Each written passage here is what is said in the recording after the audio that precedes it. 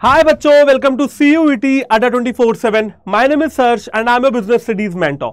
हम लोग बहुत सारे वन शॉट्स को कवर करते हुए अपने फाइनेंशियल मार्केट वाले चैप्टर यानी कि अपने चैप्टर नंबर 10 तक पहुंच चुके हैं। राइट, आप लोगों ने फाइनेंशियल मैनेजमेंट को अच्छी तरीके से पढ़ लिया होगा, आप लोगों ने कंट्रोलिंग तक कवर कर लिया है पार्ट ए में, एंड अब बारी है बच्चों फाइनेंशियल मार्केट की। जैसा कि मैंने आपको फाइनेंशियल मैनेजमेंट वाली क्लास में बताया भी था कि यार ये जो बुक बी है ना, आपकी पार्ट 2 है ना बिजनेस स्टडीज में, ये बहुत ही ज्यादा रियल लाइफ ओरिएंटेड चीजों को आपको पढ़वाता है, यानी कि आपको रियल लाइफ से जुड़ी हुई चीजों को यहां पे पढ़ना होता है। राइट, और उसी क्रम में एक और चैप्टर जुड़ जाता है जिसका नाम है फाइनेंशियल मार्केट। फाइनेंशियल मार्केट एक इतना इंटरेस्टिंग टॉपिक है ना यार, और इतना रियल लाइफ से जुड़ा हुआ है। यहां पे आपको हमारे इंडिया के स्टॉक मार्केट के बारे में पता लगता है, और स्टॉक मार्केट कैसे काम करता है, कितने तरीके के स्टॉक मार्केट हैं, काइंड्स ऑफ स्टॉक मार्केट के बारे में आपको पता लगता है। साथ ही साथ आपको स्टॉक एक्सचेंजेस के बारे में पता लगता है, और यहां पे आपको सेबी यानी कि securities and exchange board of India के बारे में भी जानकारी मिलती है। तो बहुत ज्यादा इंफॉर्मेटिव ये आपका जो वन शॉट है ये होने वाला है। तो चलिए अपनी क्लास को शुरू करेंगे बिना किसी देरी के। राइट, तो सबसे पहले आप लोगों को फाइनेंशियल मार्केट का मतलब बता देता हूं। देखो यार, बड़ी सिंपल सी बात है। हम लोग अपना पैसा, जैसे मान लीजिए अभी तो आज आप स्टूडेंट हैं, कल को आप पैसे कमाएंगे। आप अपना पैसे को दो तरीके से बांटोगे, तीन तरीके से मान लेते हैं। पहला, अपनी इनकम का वो हिस्सा जो आप खर्च कर दोगे यानी कि एक्सपेंसेस। दूसरा, आपकी इनकम का वो खर्चा जो आप बचा लोगे यानी कि सेविंग। और तीसरा, आपकी इनकम का वो हिस्सा जो आप इन्वेस्ट करते हो। और बेटा, इन्वेस्टमेंट के लिए स्टॉक मार्केट एक बहुत ही अच्छा प्लेस है जहां पे हम लोग अपने पैसे लगाते हैं और इस उम्मीद से लगाते हैं कि हमारे पैसे बढ़ के हमको वापस मिलेंगे। तो फाइनेंशियल मार्केट एक ऐसी मार्केट है बच्चों, है ना। सबसे पहले अगर मैं फाइनेंशियल को हटा दूं, सिर्फ मार्केट आपको समझाऊं, तो बेटा मार्केट क्या होती है? मार्केट वही ना होती है। अच्छा, अगला चैप्टर मार्केटिंग का है तो उसके वन शॉट को देख लेना, वहां पे भी मार्केट पढ़ाऊंगा, बट अभी आपको ब्रीफ में समझा दे रहा हूं। बच्चों, मार्केट क्या होती है? मार्केट वही तो होती है ना यार, जहां पे कुछ लोग आते हैं बेचने के लिए, कुछ लोग आते हैं खरीदने के लिए। बाइंग एंड सेलिंग का प्रोसेस होता है, उसे ही हम लोग मार्केट कहते हैं। अब जैसे भैया फिश मार्केट हो गई, तो वहां मछलियां बेची जा रही हैं। जो सब्जी या वेजिटेबल्स या फ्रूट्स रिलेटेड मार्केट होगी, वहां पे सब्जियां बेची जा रही हैं, फ्रूट्स बेचे जा रहे हैं। ग्रोसरी रिलेटेड मार्केट हो गई, ऑटोमोबाइल मार्केट हो गई, ठीक है, जहां पे गाड़ियां बेची जा रही हैं। तो देश में हमारे हर तरीके की मार्केट अवेलेबल है। अगर आपको कोई भी सामान खरीदना है तो you can go to market and you can buy that thing. Right बेटा, वैसे ही एक फाइनेंशियल मार्केट है, यानी कि पैसों की मार्केट, यानी कि सिक्योरिटीज की मार्केट, एसेट्स की मार्केट। तो बेटा फाइनेंशियल मार्केट सबसे पहले तो एक सिंपल सी मार्केट है। Financial market is a market. Financial market एक सबसे पहले तो एक सिंपल सी मार्केट है for the creation of and for the exchange of securities और फाइनेंशियल एसेट्स। बेटा क्रिएशन का क्या मतलब है? यहां इस फाइनेंशियल मार्केट में ही नई सिक्योरिटीज बनती हैं, जिसको हम लोग न्यू इशू ऑफ सिक्योरिटीज कहते हैं। और इसी फाइनेंशियल मार्केट में एग्जिस्टिंग सिक्योरिटीज को बेचा भी जाता है, जिसको हम लोग एक्सचेंज कहते हैं। एग्जिस्टिंग सिक्योरिटीज यानी कि जो सिक्योरिटीज पहले से ट्रेड में है, जो सिक्योरिटीज पहले से हैं उनको हम बेच सकते हैं, खरीद सकते हैं। जो सिक्योरिटीज अभी नहीं है उनको हम क्रिएट भी कर सकते हैं। और ये सारी की सारी चीजें फाइनेंशियल मार्केट में होती हैं, ठीक है। और यहां पे फाइनेंशियल इंक्लूड्स फाइनेंशियल का मतलब यहां पे क्या है? फाइनेंशियल एसेट्स है। अब बेटा आपके मन में सवाल आ रहा होगा, सर ये सिक्योरिटी क्या कर रहे हो आप? What is that security? बेटा सिक्योरिटी सिंपल है, जो आप लोग अकाउंट्स में पढ़ के आए हो ना, शेयर्स, डिबेंचर्स, बॉन्ड्स, वारंट्स, ठीक है, ये सारी सिक्योरिटीज, म्यूचुअल फंड्स, ऐसी सिक्योरिटीज के बारे में मैं आपसे बात कर रहा हूं। इक्विटी शेयर, प्रेफरेंस शेयर्स, है ना, इन सिक्योरिटीज के बारे में यहां पे बात हो रही है। तो भैया फाइनेंशियल मार्केट वो मार्केट है जहां पे नई सिक्योरिटीज को क्रिएट किया जाता है और पुरानी सिक्योरिटीज को बेचा जाता है और खरीदा जाता है, ठीक है। अब क्यों है ये फाइनेंशियल मार्केट? क्यों है? अरे भाई बड़ी सिंपल सी बात है। कोई मार्केट है वो क्यों है? सिंपल सी बात है, बायर्स और सेलर्स को एक जगह पे लाने के लिए। भाई बायर्स को ये नहीं ढूंढना पड़ेगा कि कौन सामान बेच रहा है, यानी कि सेलर्स को आइडेंटिफाई करने में टाइम नहीं लगाना पड़ेगा, और सेलर्स को ये बायर्स को ढूंढने में टाइम नहीं लगाना पड़ेगा।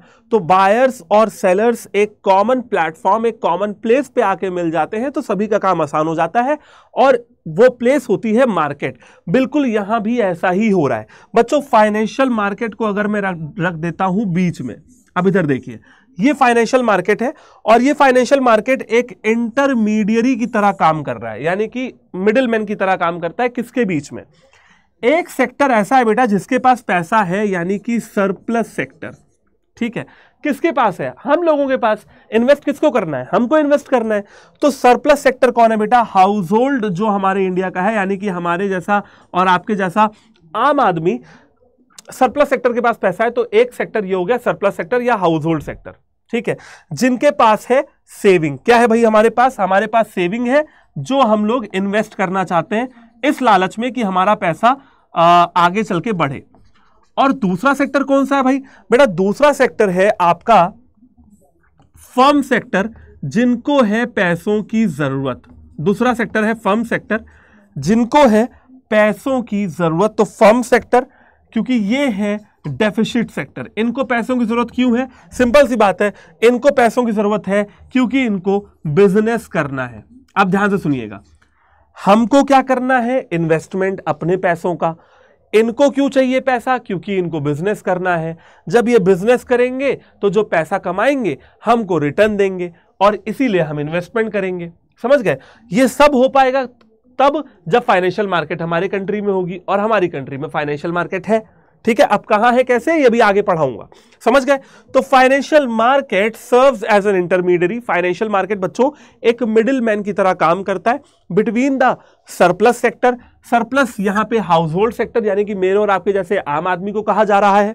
ठीक है, और जिनके पास सेविंग है। और डेफिसिट सेक्टर कहा जा रहा है बिजनेस फर्म्स को, जिनको पैसों की जरूरत है बिजनेस या व्यापार करने के लिए। तो बहुत सिंपल सी इसकी डेफिनेशन है और यही फाइनेंशियल मार्केट का पर्पस है। जैसे एक कॉमन मार्केट होती है जहां पे बायर्स और सेलर्स आते हैं और सामान बेचते और खरीदते हैं, वैसे ही फाइनेंशियल मार्केट भी है जहां पे सरप्लस सेक्टर अपना पैसा डालती है, लगाती है, और फर्म सेक्टर जिनको पैसों की जरूरत है उनको पैसा मिलता है बिजनेस करने के लिए। जब ये अपना बिजनेस करते हैं, कुछ कमाते हैं, तो वो इन रिटर्न सरप्लस सेक्टर को कुछ ना कुछ देते हैं। समझ गए बात? सिंपल है। तो फाइनेंशियल मार्केट एक कॉमन प्लेटफॉर्म प्रोवाइड करता है। अब इस चीज पे क्लैरिटी ज्यादा तब मिलेगी जब आप फाइनेंशियल मार्केट के फंक्शंस को सही तरीके से समझेंगे। जो मैंने आपको अभी पढ़ाया वो फाइनेंशियल मार्केट का एलोकेटिव फंक्शन पढ़ाया।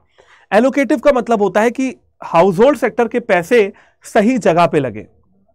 सही जगह यानी कि उस पैसों का मेरे लिए जो इन्वेस्टमेंट कर रहा है उसके लिए और इस देश के लिए, दोनों का सही तरीके से इस्तेमाल हो पाए। देखिए बेटा, आपने इकोनॉमिक्स में पढ़ा है कि जब हम पैसा बचाते हैं, सेव करते हैं, तो वो एक तरीके का इकोनॉमी के सर्कुलर फ्लो ऑफ इनकम से लीकेज होता है। क्योंकि अगर मैंने पैसा बचा लिया तो मेरे लिए तो बच गया, लेकिन इकोनॉमी के लिए वो पैसा सर्कुलर फ्लो में नहीं आता है और इसीलिए वो पैसा सेविंग जो है वो लीकेज है। लेकिन इन्वेस्टमेंट क्या है? एक इंजेक्शन है। जब मैं पैसा लगाऊंगा तो वो मेरी इकोनॉमी में आएगा और देश का फायदा भी होगा। अब बात समझ में आई मैं क्या कहना चाहता हूं? तो फाइनेंशियल मार्केट एक तरीके का एलोकेटिव फंक्शन परफॉर्म करता है जहां पे हाउस होल्ड सेक्टर का पैसा सही जगह लगता है into the most productive projects और एवेन्यूज। सिंपल है। तो ये वाली चीजें जरा मैं आपको लिख देता हूं यहां पे ताकि आप नोट डाउन कर लेंगे। इकोनॉमिक्स में आपने पढ़ाई है कि savings are leakage in the circular flow of money. ठीक है, और investment is injection in the circular flow of money. ठीक है, अब मैं इन्वेस्टमेंट करूंगा तो ना सिर्फ मेरा फायदा होगा बल्कि इस देश का फायदा भी होगा। ठीक है, क्योंकि मेरा पैसा सही जगह पे लग पाएगा into the most productive avenues, या सही प्रोजेक्ट्स में लग पाएगा, देश के भी काम आएगा। ठीक है, और मेरे तो काम आएगा ही काम आएगा।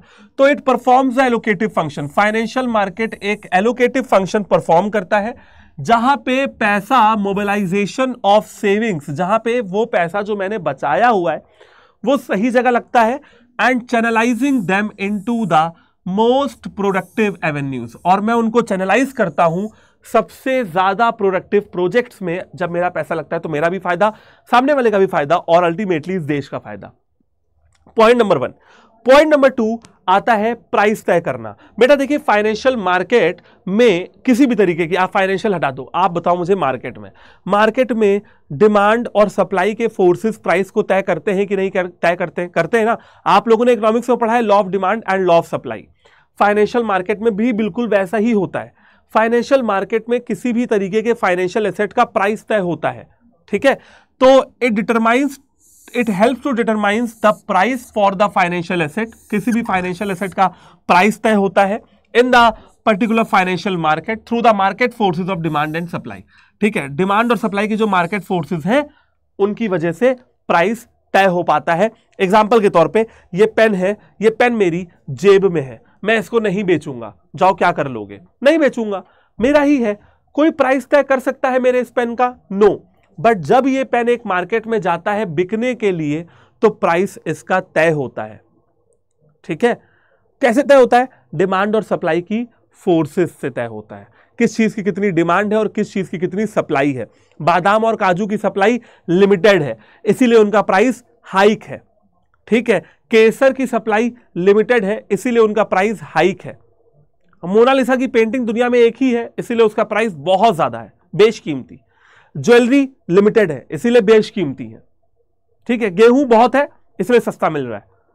समझ गए ना बात को? तो सिंपल सी कहानी यहां पे ये समझिए, या आप लोगों ने law of demand law of supply में पढ़ा हुआ है कि अगर किसी चीज का प्राइस बढ़ेगा तो डिमांड घटेगी, प्राइस घटेगा तो डिमांड बढ़ेगी। लॉ ऑफ सप्लाई में आप लोगों ने ये चीजें पढ़ी है। ठीक है, चलिए खैर, तो भैया सिंपल सा मेरा कहना यह है कि कोई भी शेयर है, कोई भी डिवेंचर है, कोई भी बॉन्ड या कोई भी वारंट है, भैया सिंपल सी कहानी यह है कि उस पर्टिकुलर फाइनेंशियल एसेट का प्राइस कहां पे तय होगा? फाइनेंशियल मार्केट में तय होगा। पॉइंट नंबर 3, जैसा कि मैंने आपको बताया, आप एक फाइनेंशियल मार्केट में शेयर्स बेच भी सकते हो और खरीद भी सकते हो। मान लीजिए मेरे पास मेरा ये शेयर है, मैं इसको बेचना चाहता हूं, क्या बेच सकता हूं? क्या बिल्कुल बेच सकता हूं, कोई मना नहीं कर सकता मुझे, बेचूंगा। जब मैं इसको बेच सकता हूं तो इसका मतलब ये जो एसेट है ये लिक्विड है। अकाउंट्स में पढ़ा है, लिक्विडिटी का क्या मतलब है? Anything which can be easily convertible into cash. कोई भी ऐसी चीज जो कैश में आसानी से कन्वर्ट हो जाए उससे हम हाईली लिक्विड कहते हैं। फाइनेंशियल मार्केट ही तो वो जगह है जहां पे बेचूंगा। तो फाइनेंशियल मार्केट इसका मतलब मुझे क्या प्रोवाइड करा रहा है? मुझे लिक्विडिटी प्रोवाइड करा रहा है to the financial asset by providing readymade markets where in the securities can be easily converted into cash और वाइस वर्सा। क्योंकि फाइनेंशियल मार्केट में सिक्योरिटीज को कैश में कन्वर्ट कर सकते हैं, सिक्योरिटी को बेच के पैसा उठा सकते हैं, और अगर पैसा है तो सिक्योरिटी खरीद भी सकते हैं। ठीक है, पैसे से सिक्योरिटी खरीदी जा सकती है और सिक्योरिटी को बेच के पैसा बनाया जा सकता है। और बच्चों, इसी को तो हम लिक्विडिटी कहते हैं ना, कि पैसा है तो सामान खरीद लूं और सामान है तो पैसा मिल जाए, तो इसी को हम लोग लिक्विडिटी कहते हैं। फाइनेंशियल मार्केट ही वो जगह है जो हमको लिक्विडिटी प्रोवाइड करती है। और साथ ही साथ फाइनेंशियल मार्केट एक कॉमन प्लेटफॉर्म प्रोवाइड करता है बायर्स और सेलर्स ऑफ सिक्योरिटीज को एक दूसरे को लोकेट करने में टाइम नहीं लगता है, जिससे कि ना सिर्फ टाइम बचता है बल्कि एफर्ट्स, मेहनत और पैसा भी बचता है by the buyers and sellers in locating each other. Simple सी बात है, आपको पता होगा कि इस मार्केट में जाके मुझे दिवाली के लिए पटाखे भी मिल जाएंगे, कपड़े भी मिल जाएंगे, दिए भी मिल जाएंगे, तो मैं उसी मार्केट में जाऊंगा जहां पे सब सामान मिलेगा। मैं ऐसी मार्केट में नहीं जाऊंगा जहां पे एक सामान एक मार्केट में, दूसरे सामान दूसरी मार्केट में मिलेगा, क्योंकि फिर क्या होगा, मुझे मार्केट टू मार्केट टहलना पड़ेगा, जिसमें मेरा ना सिर्फ समय बल्कि पैसा और मेहनत दोनों ही जाया हो जाएगी। ठीक है, तो financial market provides common platform for exchange of securities, thereby reducing the cost of transaction. इससे क्या होता है? ट्रांजेक्शन का कॉस्ट कम होता है, मेरा टाइम, मेरा पैसा, मेरा एफर्ट, तीनों चीजें बचती हैं, क्योंकि बायर्स और सेलर्स को एक दूसरे को लोकेट नहीं करना है। ये तो कोई खरीदने की बात, बेचना होगा तो भी मैं फाइनेंशियल मार्केट ही जाऊंगा, क्या मैं और कहीं जाऊंगा क्या? अगर मुझे अपने शेयर्स को बेचना है, मुझे बेचना है, तो मैं तुमको ढूंढने तो ना निकलूंगा, मैं फाइनेंशियल मार्केट में जाके बेच दूंगा, जिसको खरीदना होगा खरीद लेगा। तुमको ढूंढने में मेरा टाइम जाएगा, मतलब बायर को ढूंढने में मेरा टाइम जाएगा, मैं क्यों ढूंढूंगा बायर को, मैं जाऊंगा और खरीद लूंगा। तो ये होता है बेटा फाइनेंशियल मार्केट का फंक्शन। आई गेस कि आप लोग पूरी कहानी यहां पे समझ चुके हो। अगर कोई दिक्कत है तो प्लीज बताओ, कमेंट करके बता देना, है ना। ये है तो रिकॉर्डिंग ही, तो लाइव तो है नहीं, वन शॉट रिकॉर्डिंग में, तो कैसे बताओगे, लेकिन कमेंट करके बता देना, किसी और क्लास में दिक्कतों को दूर किया जाएगा। ठीक है, तो दो चीजें समझी और अच्छे से समझी, पहला डेफिनेशन, दूसरा फंक्शन। 4 फंक्शन बताए। पहला allocative function, household sector का पैसा into the most productive avenues utilize हो जाए। दूसरा, फाइनेंशियल एसेट्स के प्राइस तय करना by the market forces of demand and supply.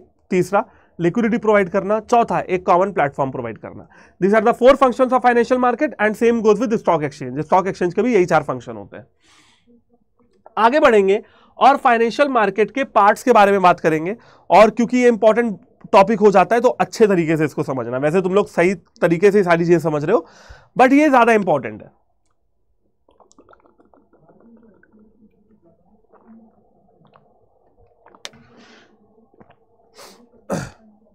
क्योंकि यहां से बोर्ड्स में भी बहुत सवाल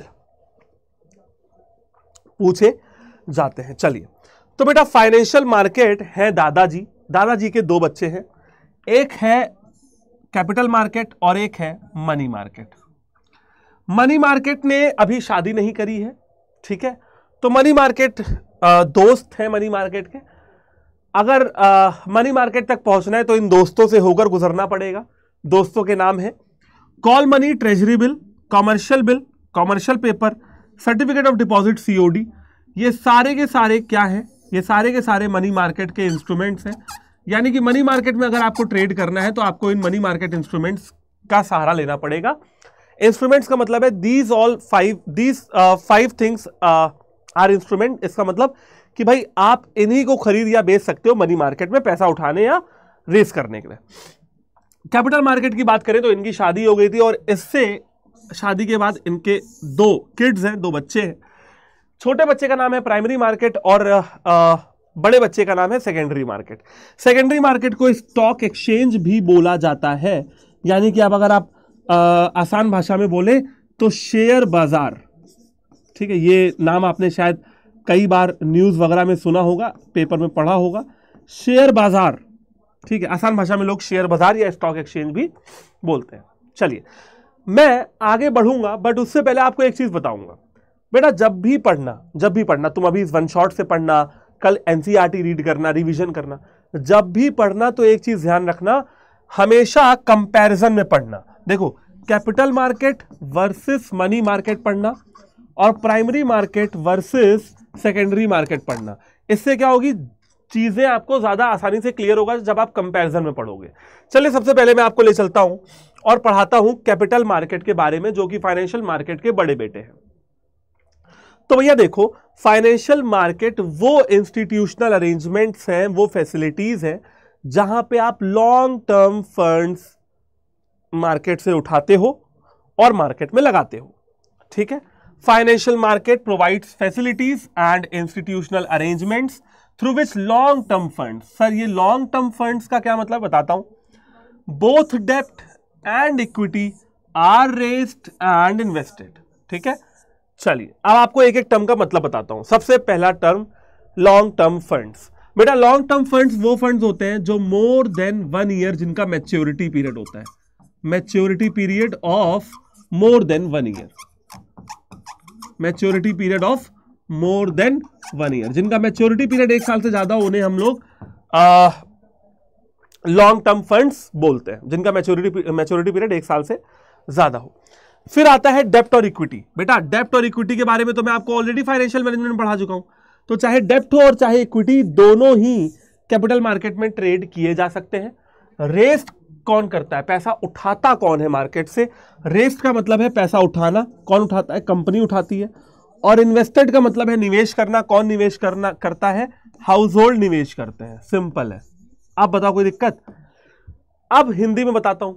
कैपिटल मार्केट वो जगह है जो हमको फैसिलिटीज प्रोवाइड करता है, इंस्टीट्यूशनल अरेंजमेंट प्रोवाइड करता है, ताकि लॉन्ग टर्म फंड जिनका मैच्योरिटी पीरियड 1 साल से ज्यादा होता है, ठीक है, चाहे वो डेब्ट के फॉर्म में हो या वो इक्विटी के फॉर्म में हो, उनको रेस किया जा सके कंपनी के द्वारा और पैसा इन्वेस्ट किया जा सके हाउस होल्ड के द्वारा। कैपिटल मार्केट एक सेगमेंट है फाइनेंशियल मार्केट का, जो भी मैंने अभी आपको पिछले वाले चार्ट में पढ़ाया था, आप यहां पे भी देख सकते हो। अगर ये कैपिटल मार्केट है तो एक तरफ है पार्टी ए और एक तरफ है पार्टी बी। ये है बेटा कैपिटल मार्केट। कैपिटल मार्केट के एक तरफ है पार्टी ए और एक तरफ है पार्टी बी, है ना। पार्टी ए बाय कर रहा है, पार्टी बी सेल कर रही है। सिंपल सी, ये खरीद रहे हैं, ये बेच रहे हैं, सिंपल। इसी को कैपिटल मार्केट बोलते हैं।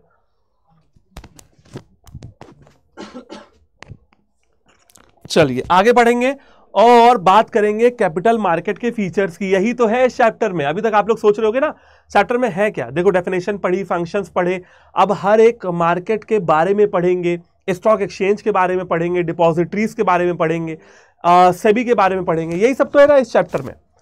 अभी समझ लेते हैं बेटा कैपिटल मार्केट के फीचर्स को। देखो, सबसे पहला फीचर मैंने आपको बताया, कैपिटल मार्केट है लॉन्ग टर्म फंड्स का, यानी कि फॉर मोर देन 1 ईयर जिनका मैच्योरिटी पीरियड हो, ठीक है। तो long term funds, capital market is a market of long term funds, okay. The main participants in capital market are, capital market के जो मेन पार्टिसिपेंट्स हैं वो हैं बैंक्स यानी कि कॉमर्शियल बैंक जैसे कि Punjab national bank, state bank of India, PNB, SBI, HDFC, ICICI, axis bank, बथेरे बैंक हैं जो हमारे इंडिया में है। फाइनेंशियल इंस्टीट्यूशंस जैसे कि नाबार्ड या मान लो कोई भी ऐसी SIDBI, IDBI, industrial development bank of India, small industrial development bank of India, ठीक है। कॉर्पोरेट बॉडीज यानी कि बड़ी बड़ी कंपनीज को कॉर्पोरेट बॉडीज कहा जाता है जैसे रिलायंस, टाटा, अंबानी, अडानी। फॉरेन इन्वेस्टर्स, कुछ फॉरेन इन्वेस्टर्स भी हैं जो कैपिटल मार्केट में रुचि दिखाते हैं क्योंकि आपको पता है कि बेटा India is a developing country और डेवलपिंग कंट्री में पैसा लगाना बहुत फायदेमंद होता है इन्वेस्टर्स के लिए। जो कंट्री ऑलरेडी डेवलप कर चुकी है वहां पे पैसा लगाना बहुत कॉस्टली है, लेकिन जो कंट्री डेवलप कर रही है और तेजी के साथ कर रही है वहां पे पैसे इन्वेस्ट करना बहुत फायदेमंद है क्योंकि फिर आपको रिटर्न्स भी ज्यादा मिलते हैं, ठीक है। और रिटेल इन्वेस्टर यानी कि हमारे जैसे आम आदमी जो अपना थोड़ा बहुत पैसा सेविंग के तौर पे इन्वेस्ट करता है, ठीक है। ये हो गया दूसरा feature. Feature number 3, since the cost of securities में बी लो, यहां पे जो सिक्योरिटीज की कॉस्ट है वो कम होती है, इसी वजह से investment can be made in the capital market with less capital, इसी वजह से कैपिटल जो लगती है वो बड़ी ही कम लगती है, ठीक है।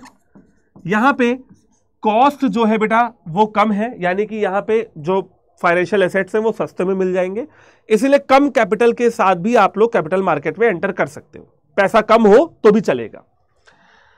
कैपिटल मार्केट में लिक्विडिटी बहुत अच्छी होती है, एंजॉयज गुड लिक्विडिटी, ये तो समझ में आ ही गया होगा।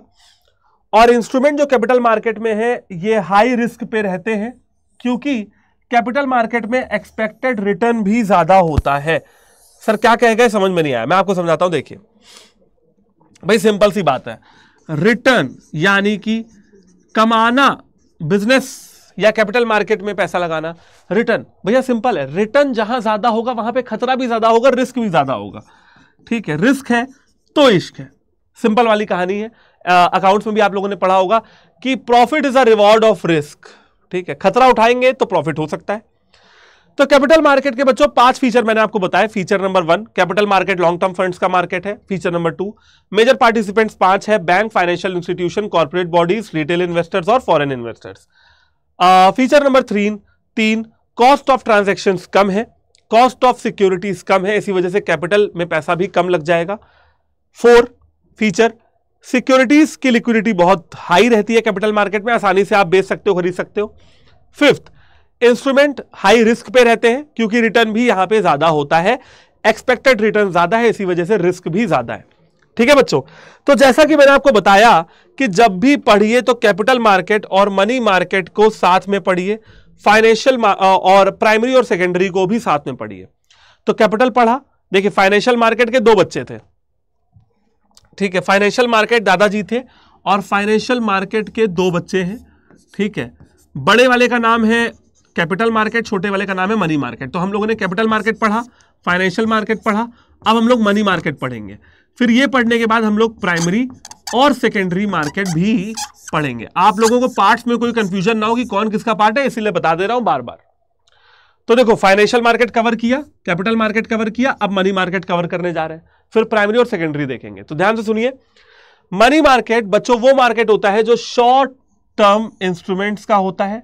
शॉर्ट टर्म का मतलब है जिनका maturity period less than 1 year हो, और दूसरी चीज यहां पे सिर्फ डेब्ट इंस्ट्रूमेंट में ही डील होता है जिनका maturity period is up to 1 year. And money market is a segment of financial market. Money market क्या है? फाइनेंशियल मार्केट का ही एक सेगमेंट है। आपको याद है अभी पढ़ाया था कैपिटल मार्केट में लॉन्ग टर्म फंड्स में डील होता है, पहला डिफरेंस तो यही क्लियर है। मनी मार्केट में शॉर्ट टर्म फंड्स में डील होता है। कैपिटल मार्केट में इक्विटी और डेप्ट दोनों में डील कर सकते हैं, लेकिन मनी मार्केट में ओनली एंड ओनली डेप्ट में डील कर सकते हैं। डेप्ट, जिन बच्चों को नहीं पता है, बोरोइंग को डेप्ट कहते हैं, उधार, ठीक है, जिसमें लॉन्ग टर्म बोरोइंग में डिबेंचर्स आता है। अब मनी मार्केट के फीचर्स कैपिटल मार्केट के जस्ट अपोजिट है। चलिए एक एक करके सीखते हैं। Money market is a market for short term funds, capital market is a market of long term funds. Money market में मेन पार्टिसिपेंट्स है इंस्टीट्यूशनल इन्वेस्टर्स, कैपिटल मार्केट में 5 थे, नाम याद होगा, बताया अभी। मनी मार्केट में जो कॉस्ट है सिक्योरिटीज की वो बहुत ज्यादा है, इसीलिए आपको अगर इन्वेस्टमेंट करना है तो ज्यादा कैपिटल लगेगी, ह्यूज कैपिटल आउटले, ठीक है। जबकि कैपिटल मार्केट में इसका जस्ट उल्टा था, कॉस्ट कम थी इसीलिए कम इन्वेस्टमेंट में काम हो जाता, लेकिन मनी मार्केट में जस्ट उल्टा है, कॉस्ट ज्यादा इसलिए कैपिटल भी ज्यादा लगेगी। मनी मार्केट में देखिए, कैपिटल मार्केट में भी लिक्विडिटी बहुत ज्यादा है, हाईली लिक्विड मार्केट है, मनी मार्केट में भी लिक्विडिटी बहुत ज्यादा है, और ये पॉइंट सेम है, ठीक है। मनी मार्केट में भी enjoys high liquidity, money market की भी लिक्विडिटी बहुत अच्छी है, ठीक है। लेकिन बात यह है, कैपिटल मार्केट में लिक्विडिटी अच्छी है क्योंकि वहां पे market forces of demand and supply काम करती हैं, लेकिन मनी मार्केट में लिक्विडिटी अच्छी है क्योंकि यहां पे the discount finance house of India काम करता है। The instruments in money market carry low risk, यहां पे रिटर्न कम मिलता है, इसी वजह से रिस्क भी कम है, रिटर्न कम मिलता है इसी वजह से रिस्क भी यहां पे कम है, as the expected return is low. तो कैपिटल मार्केट का जस्ट उल्टा है ये मनी मार्केट, सिर्फ एक पॉइंट सेम है, वो भी लिक्विडिटी का, लेकिन उसके पीछे रीजन अलग अलग है। दोबारा रिपीट करता हूं, capital market is a market for long term funds, money market is a market for short term funds. Capital market में 5 मेजर पार्टिसिपेंट्स हैं, मनी मार्केट में एक ही है, इंस्टीट्यूशनल इन्वेस्टर्स। कैपिटल मार्केट में सिक्योरिटीज की कॉस्ट कम है, इसलिए कम कैपिटल में काम हो जाता है, मनी मार्केट में सिक्योरिटीज की कॉस्ट बहुत ज्यादा है, इसलिए ज्यादा कैपिटल में काम होता है। कैपिटल मार्केट में लिक्विडिटी ज्यादा है और इसी वजह से, ठीक है, आप आसानी से परचेज और सेल कर सकते हो by the forces of due to the market forces of demand and supply. But money market में लिक्विडिटी ज्यादा है due to discount finance house of India, DFHI backbone की तरह मनी मार्केट के काम करता है। कैपिटल मार्केट में इंस्ट्रूमेंट्स जो है वो कम रिस्क पे रहते हैं, ज्यादा रिस्क पे रहते हैं क्योंकि वहां पे रिटर्न भी ज्यादा है, लेकिन मनी मार्केट में रिस्क थोड़ा कम है क्योंकि यहां पे एक्सपेक्टेड रेट ऑफ रिटर्न भी कम है, ठीक है। बच्चों दोनों पॉइंट में डिफरेंस समझ में आ गई, दोनों मार्केट में डिफरेंस समझ में आ गया, चलिए बहुत बढ़िया। अभी बच्चों इतना समझ में आ गया तो अब प्राइमरी और सेकेंडरी को समझना आपके लिए मुश्किल ना होगा। चलिए एक बार फटाफट से प्राइमरी और सेकेंडरी मार्केट को भी यहां पे समझते हैं। देखिए सिंपल है, प्राइमरी मार्केट बेटा वो मार्केट होती है जहां पे जब कोई कंपनी पहली बार अपने शेयर्स को इशू करने जाती है तो वो प्राइमरी मार्केट में जाती है। Primary market is also known as new issue market. New issue पे मैं गौर फरमा रहा हूं, आप भी फरमाइए न्यू इशू, ठीक है। प्राइमरी मार्केट एक ऐसा मार्केट है जो नए इशू का मार्केट होता है, न्यू इशू मार्केट होता है, ठीक है, जहां पे कोई कंपनी फर्स्ट टाइम अपने शेयर्स वगैरह को बेचने जा रही होती है, ठीक है। As the securities are issued by the are issued for the first time by the companies through this market. इस मार्केट के द्वारा जब किसी कंपनी को पहली बार सिक्योरिटीज बेचनी होती हैं, शेयर्स वगैरह बेचने होते हैं, तो इसी मार्केट की हेल्प ली जाती है। प्राइमरी मार्केट कैपिटल मार्केट का एक सेगमेंट है, ठीक है। चलिए बहुत बढ़िया, अभी प्राइमरी मार्केट के फीचर्स को समझेंगे। Feature number 1, primary market is a market of new issue, है ना। New issue market primary market को कहा जाता है क्योंकि यहां पे किसी भी सिक्योरिटी को अगर पहली बार बेचना है तो यूज इसका होता है। आगे के 4 पॉइंट आपको बहुत कान खोल के और ध्यान से समझना है। देखिए मैंने क्या बोला, जब कोई कंपनी पहली बार किसी भी सिक्योरिटी को इशू करने जा रही होगी तो उसको प्राइमरी मार्केट में आना पड़ेगा। इसका यह मतलब है कि यहां पे वन पार्टी है कंपनी, एक पार्टी तो है कंपनी, और अगर कंपनी सेल करेगी तो दूसरी पार्टी कौन होगा? इन्वेस्टर, जो कि बाय करेगा। अगर कंपनी सेल करेगी तो शेयर्स के प्राइस कौन तय करेगा? कंपनी तय करेगी। सिंपल है, ठीक है, बस यही यहां पे लिखा हुआ है। और इन्वेस्टर क्या करेगा? इन्वेस्टर सिर्फ बाय कर सकता है, इन्वेस्टर बेच नहीं सकता। इन्वेस्टर को बेचना है तो सेकेंडरी मार्केट में जाना होगा अगर बेचना है। If he wants to sell he can go to secondary market. But primary market के अंदर इन्वेस्टर सिर्फ खरीद सकता है, बाय कर सकता है। कहां लिखा है सर ये सारी कहानी जो आपने हमको बताई? दिखाता हूं, देखिए ये पढ़िए पहले। It involves dealing between the company and the investor. यहां पे दो ही लोग हैं, एक कंपनी और एक इन्वेस्टर। ठीक है, पहली चीज, क्योंकि यहां पे दो ही लोग हैं तो प्राइस कौन तय करेगा? कंपनी तय करेगी, क्योंकि बेच कौन रहा है? कंपनी बेच रही है। Prices of the securities are determined by the company. ठीक है, इन्वेस्टर क्या कर रहा है? इन्वेस्टर सिर्फ खरीद रहा है। Only buying of securities take place. And the last point is primary market has no fixed location. Primary market की कोई फिक्स्ड लोकेशन नहीं होती है बच्चों।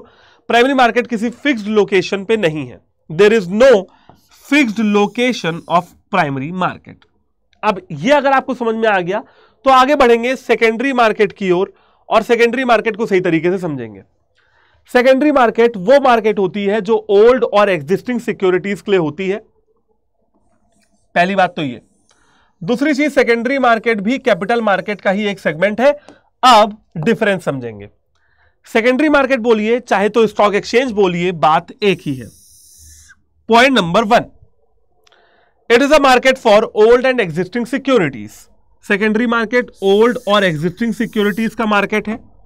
ठीक है, और money market, sorry, secondary market old और एग्जिस्टिंग सिक्योरिटी का मार्केट है। Primary market new issue of securities का मार्केट है। कंपैरिजन बता रहा हूं।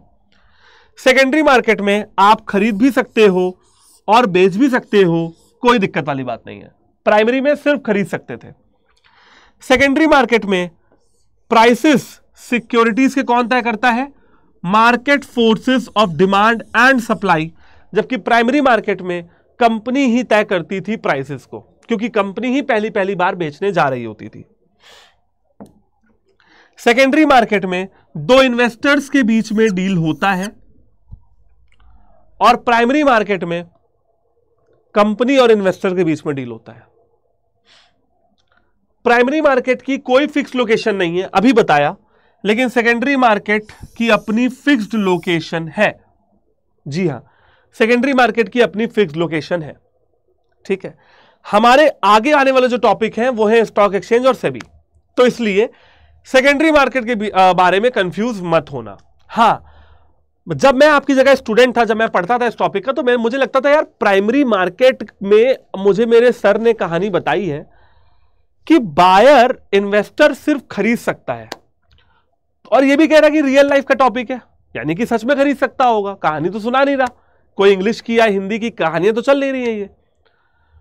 तो सर, अगर मैं, आपके मन में ये सवाल शायद आ रहा होगा, अगर मैं खरीदना चाहूं तो कैसे खरीद सकता हूं, है ना भाई? As a common man of India, अगर मैं प्राइमरी मार्केट में किसी कंपनी के शेयर्स को खरीदना चाहूंगा तो कैसे खरीदूंगा? ठीक है, तो बच्चों जवाब मेरा यह है कि उसके हैं 5 तरीके। जानना चाहते हो 5 तरीके कौन से हैं?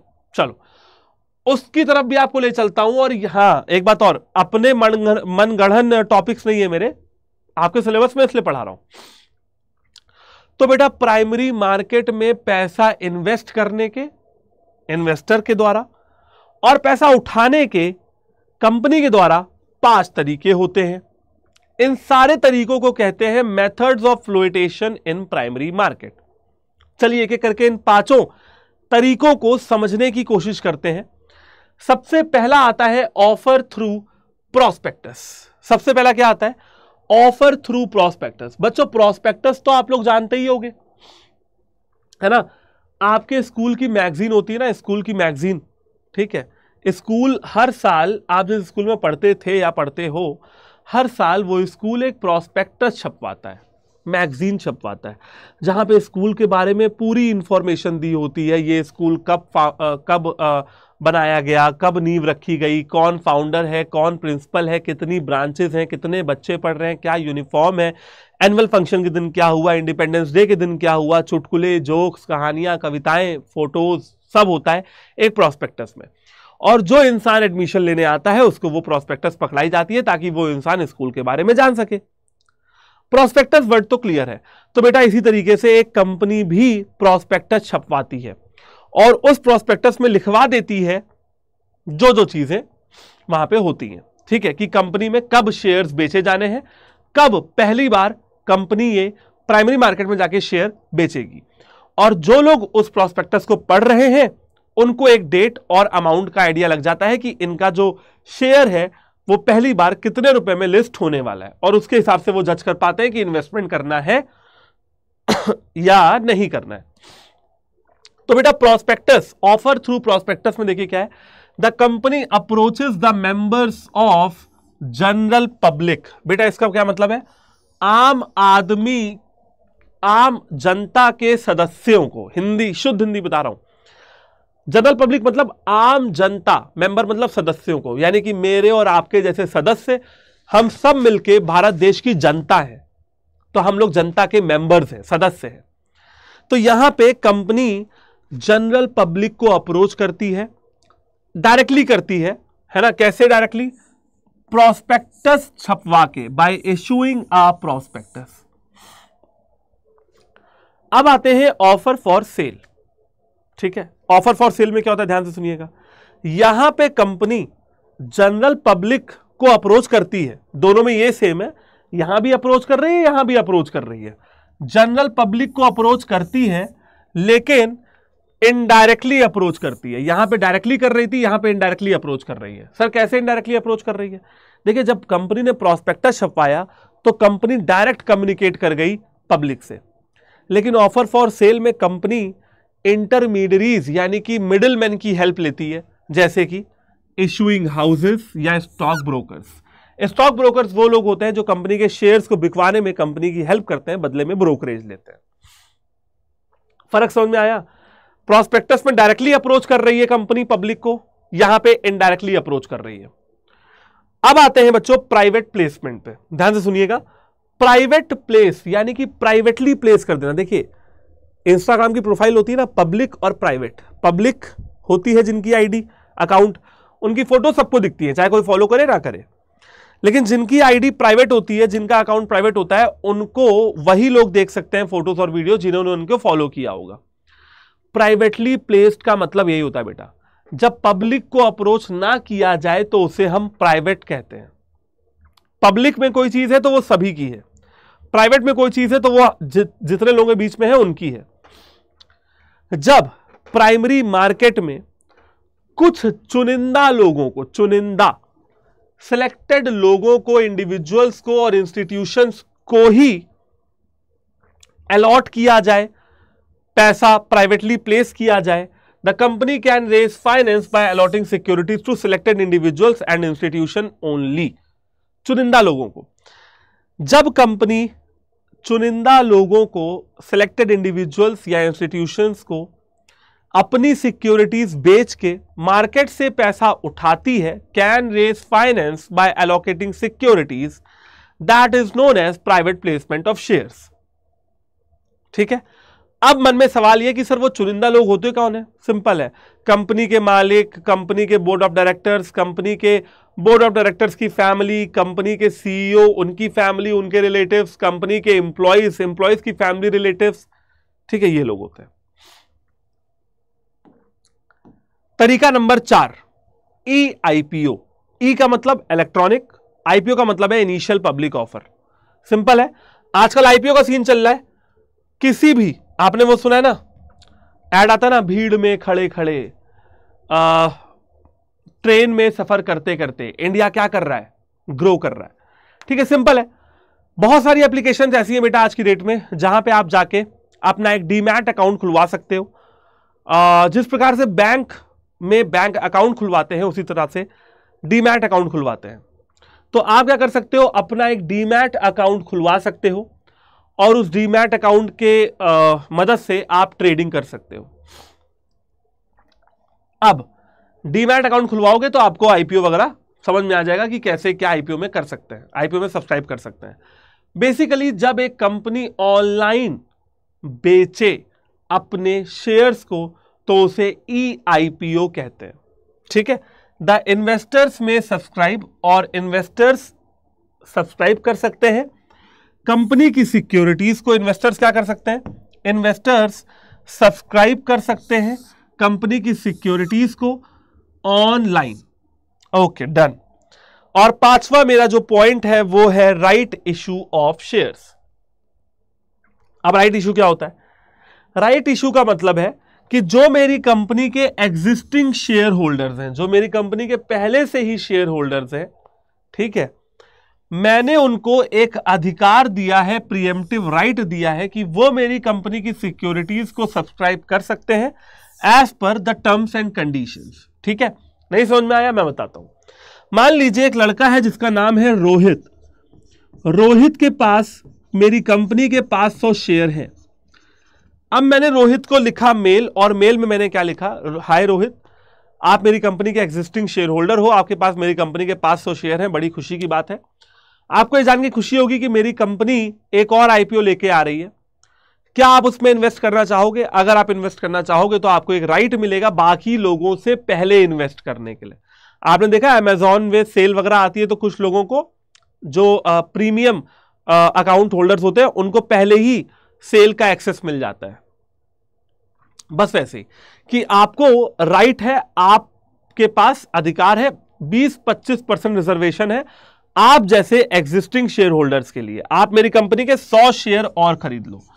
तो क्योंकि रोहित के पास 500 शेयर थे, रोहित को उन शेयर से प्रॉफिट हो रहा था, अब रोहित 100 शेयर और खरीद लेंगे तो रोहित के पास टोटल 600 शेयर हो जाएंगे। सिंपल सी बात है, अपने एग्जिस्टिंग शेयर होल्डर्स को अपनी कंपनी के शेयर्स बेचना, इसे कहते हैं प्राइमरी मार्केट में राइट इशू ऑफ शेयर्स। ठीक है, तो 5 बताए, 5 के 5 ये लिखे हुए हैं, आप लोग बच्चों एक बार इसको देख सकते हो और याद भी कर सकते हो और एक बार नोट डाउन भी कर सकते हो।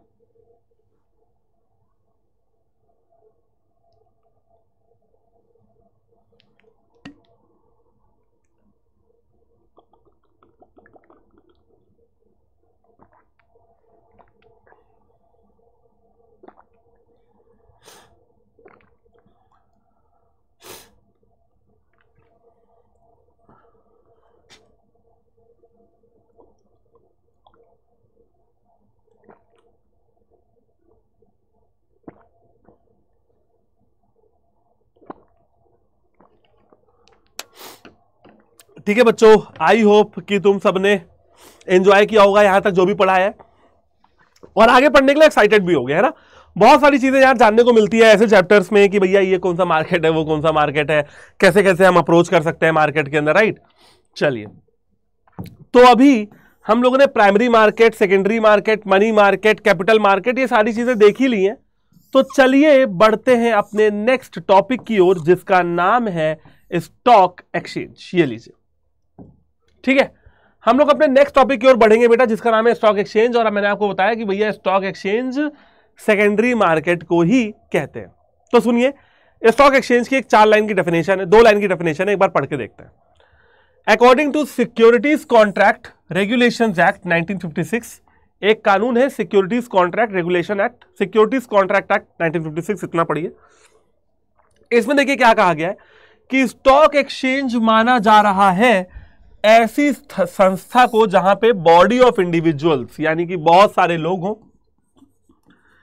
चाहे वो इनकॉर्पोरेटेड हो चाहे ना हो, और वो बनाए गए हो constituted for the purpose of, बनाए गए हो असिस्ट करने के लिए यानी कि हेल्प करने के लिए, रेगुलेट करने के लिए यानी कि संचालन करने के लिए, चलाने के लिए, और कंट्रोल करने के लिए यानी कि किसी भी गलतियों को सुधारने के लिए, for the business of buying and selling of dealing in securities, कि भैया शेयर्स खरीदने और बेचने की जो एक पूरी प्रक्रिया है, ठीक है, बाइंग एंड सेलिंग की जो पूरी प्रक्रिया है, उस प्रक्रिया को असिस्ट करने के लिए, रेगुलेट करने के लिए, कंट्रोल करने के लिए एक संस्था बनाई जा रही है जिसमें बॉडी ऑफ इंडिविजुअल्स है, उसे हम स्टॉक एक्सचेंज कहते हैं।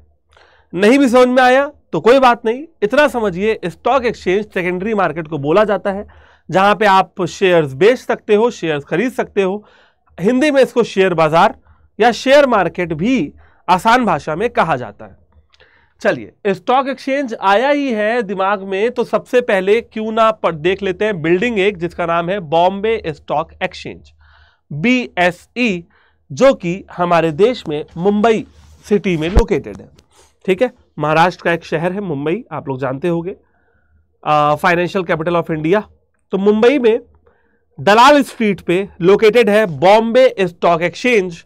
इसकी फोटो आप लोगों ने बहुत बार पेपर और न्यूज वगैरह में देखी होगी, ठीक है। और एक स्टॉक एक्सचेंज हमारे देश में और फेमस है, वो है नेशनल स्टॉक एक्सचेंज, जो कि दिल्ली में लोकेटेड है। और इसीलिए याद करिए मैंने क्या बताया था कि primary market has no fixed location but secondary market has fixed location. Secondary market या स्टॉक एक्सचेंजेस हमारे देश में भाई कई एक है जो प्रीमियर है, फेमस है, पॉपुलर है, और उनका नाम है बीएससी और NSC. Bombay stock exchange Bombay Mumbai, और एनएससी यानी कि नेशनल स्टॉक एक्सचेंज जो कि ऑब्वियसली दिल्ली में, ठीक है। ये दो पॉपुलर और फेमस स्टॉक एक्सचेंजेस हैं जिनकी बातें ज्यादातर आपको न्यूज़पेपर्स और आपके टेलीविजन सेट पे दिखती हैं। चलिए जी, बात करते हैं स्टॉक एक्सचेंज के फंक्शन। देखो बेटा, मैंने आपको बताया ना कि स्टॉक एक्सचेंज सेकेंडरी मार्केट भी स्टॉक एक्सचेंज को कह सकते हैं, और मैंने आपको यह भी बताया कि सेकेंडरी मार्केट आता है कैपिटल मार्केट में, और कैपिटल मार्केट आता है फाइनेंशियल मार्केट में। यानी कि बेटा कहीं ना कहीं जो फैक्टर्स, जो फंक्शंस फाइनेंशियल मार्केट के थे वही फंक्शंस स्टॉक एक्सचेंज के भी होंगे। फिर भी एक पढ़ा देता हूं आपको, economic barometer. Stock exchange grow कर रहा है यानी कि इकोनॉमी ग्रो कर रही है, सिंपल। सिक्योरिटीज की प्राइसेस स्टॉक एक्सचेंज में तय होती है by the market forces of demand and supply. Stock exchange हमारे देश की इकोनॉमिक ग्रोथ में भी कंट्रीब्यूट करता है। ट्रांजैक्शंस को सेफ रखना, यानी कि किसी के साथ किसी भी तरीके का फाइनेंशियल फ्रॉड ना हो, स्टॉक एक्सचेंज देखता है। हाउस होल्ड्स की कैपिटल का बेटर एलोकेशन करना into the most productive avenues, यानी कि याद करिए एलोकेटिव फंक्शन पढ़ाया था आपको फाइनेंशियल मार्केट का, ठीक है वो। और फाइनेंशियल एसेट्स को लिक्विडिटी प्रोवाइड करना, यानी कि डिमांड और सप्लाई बनी रहे, बाइंग एंड सेलिंग होती रहे, यह देखने का काम भी स्टॉक एक्सचेंज का ही होता है, ठीक है बच्चों, बढ़िया। अब आते हैं स्टॉक एक्सचेंज के फंक्शंस पे। फंक्शन नंबर 1, ठीक है, फंक्शन नंबर 1। अच्छा, मैं चाहता हूं कि आप लोग एक बार एक काम करो, फंक्शंस को बैठ के ना आराम से रीड कर लो, क्योंकि ये फंक्शंस वही हैं जो मैंने आपको अभी पढ़ाए थे। दोबारा से पढ़ा देता हूं, और इसके बाद जो चीजें आने वाली है वो भी बहुत इंटरेस्टिंग होने वाली हैं। तो आप लोग फटाफट से क्या करो यार, एक बार फंक्शंस पे ना एक नजर मार लो, एंड आपको देता हूं मैं 1 मिनट, फटाफट से आप लोग इसको देख लीजिए, और फिर मैं आपको आगे की चीजें भी पढ़ा देता हूं।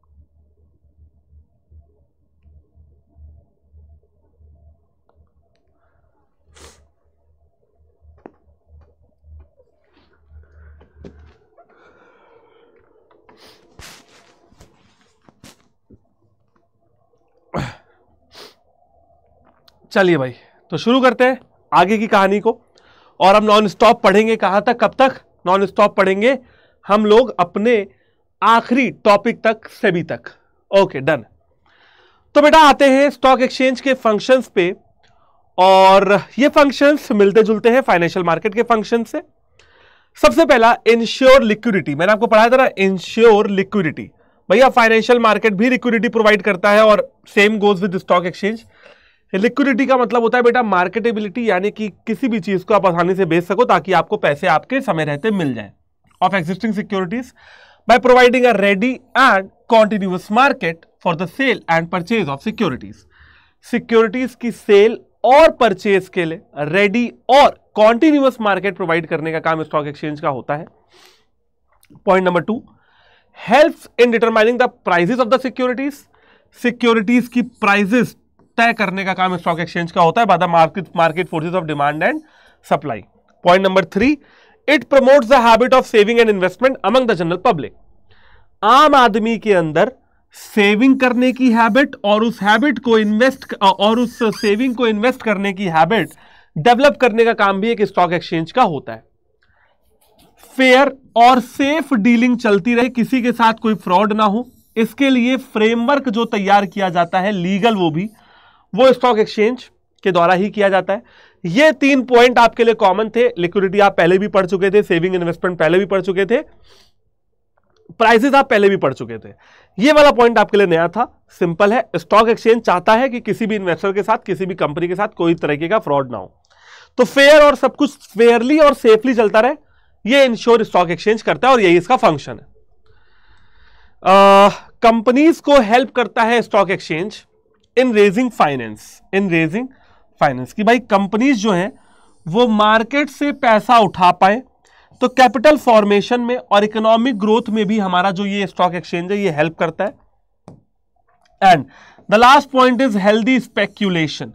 हेल्दी स्पेक्यूलेशन का मतलब बेटा सिंपल सा है, आपके पास शेयर्स है, 10 रुपए में खरीदे, 15 में बेच दिए, 5 रुपए का फायदा। ये जो स्पेक्यूलेशन होता है, ये जो दांव होता है, दांव लगाना, ठीक है, जुआ नहीं होता है, ये ध्यान से सुनिएगा, ठीक है। आपने सोचा था दांव लगाने का मतलब है जुआ, किस्मत चेक कर रहे, नहीं बेटा। Stock market is more of research, more of experience, more of knowledge, more of education, less of किस्मत। समझ रहे हो? यहां पे एक्सपीरियंस, रिसर्च ज्यादा काम आएगी। तो यहां पे हेल्दी स्पेकुलेशन करना है कि हाँ भाई लगाए और कमाए, लगाए और कमाए, ठीक है, इन अ कंट्रोल्ड एंड रेस्ट्रिक्टेड वे। समझ गए? जुए की तरह खेल यहां पे नहीं खेला जाता है। समझ गए? चलिए अब आते हैं बेटा अपने नेक्स्ट टॉपिक, जिसका नाम है डीमटेरियलाइजेशन।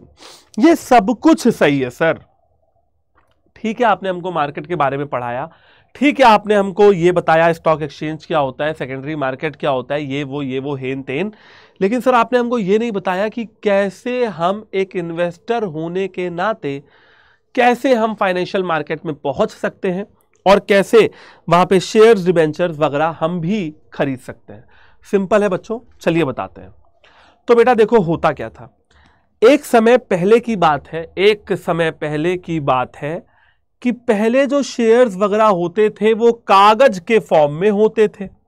पहले कागज चलता था, लेकिन कागज की अपनी 3 बुराइयां थी, ठीक है, कागज है ये, तो कागज की अपनी 3 बुराइयां थी। बुराई नंबर 1, कागज की जो लाइफ थी वो लिमिटेड थी।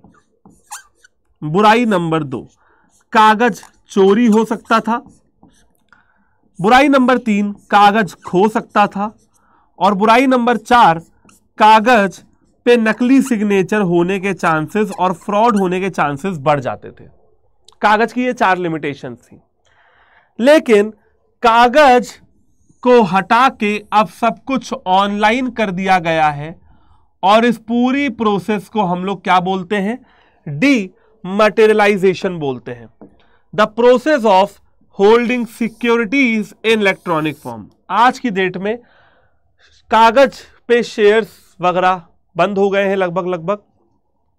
अब आप सिक्योरिटीज को होल्ड करते हो इलेक्ट्रॉनिक फॉर्म या ऑनलाइन फॉर्म में, और इस पूरी प्रोसेस को हम लोग डीमटेरियलाइजेशन बोलते हैं, ठीक है। इसके लिए जिस प्रकार से आप बैंक में पैसा जमा करने के लिए आपको बैंक अकाउंट खुलवाना पड़ता है, ठीक है, उसी प्रकार से शेयर बाजार में पैसा लगाने के लिए आपको डीमैट अकाउंट खुलवाना होता है, ठीक है। कहां खुलवाना होता है? डिपॉजिटरी नाम की एक जगह पे। अब सर ये डिपॉजिटरी क्या होता है? बताता हूं, बताया ना, बैंक में खुलता है बैंक अकाउंट, वैसे ही डिपॉजिटरी में खुलता है डीमैट अकाउंट। तो depository is the organisation within which an investor has to open demat account, जहां पे इन्वेस्टर डीमैट अकाउंट खोलता है to hold securities in electronic form, ताकि एक इन्वेस्टर इलेक्ट्रॉनिक फॉर्म में सिक्योरिटीज को होल्ड कर पाए। हमारे देश में दो सिक्योरिटीज है, पहला है एनएसडीएल और दूसरा है CDSL. NSDL National Securities Depository Limited और CDSL Central Depository Services limited.